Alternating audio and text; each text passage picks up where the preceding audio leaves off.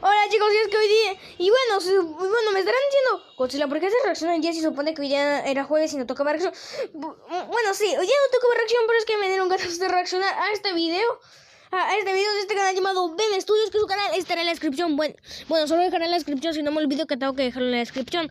Pero bueno, esta persona hizo un video llamado Ceratosaurus vs Kentrosaurus con, bueno, efectos de sonido, solo que aquí lo hice en inglés, porque esta persona es de Estados Unidos.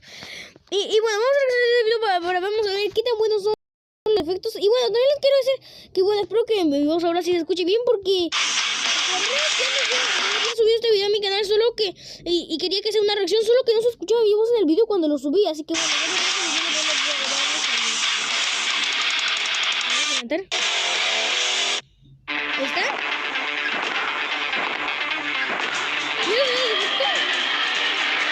Y ahí está el rugido de los Ceratosaurus que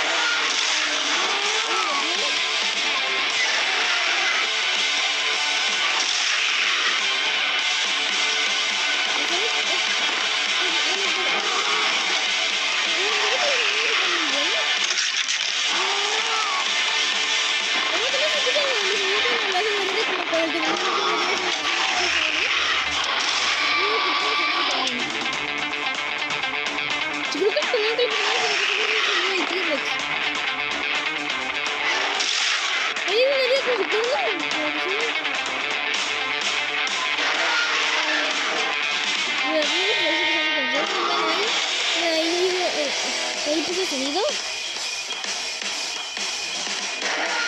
Ahí ves el Ceratosaurus.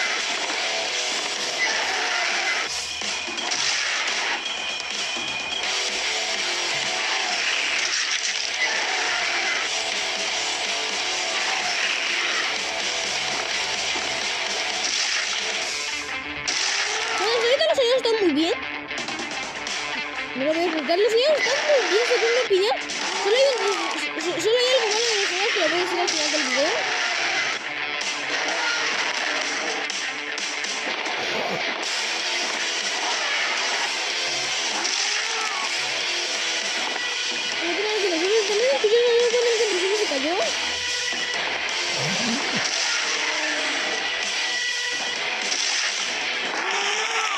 Están muy buenos los sonidos, pero bueno, ahorita como ya saben voy a decir algo de los sonidos.